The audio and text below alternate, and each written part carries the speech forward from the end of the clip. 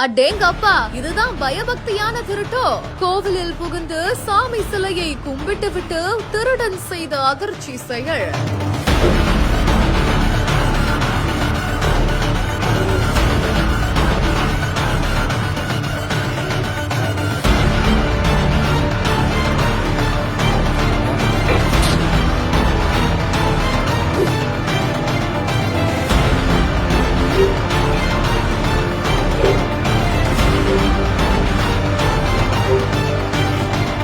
என்ன ஒரு நல்ல திருடம்பா என்று இணையதளத்தில் வைரலாகி வரும் அதிர்ச்சி சிசிடிவி.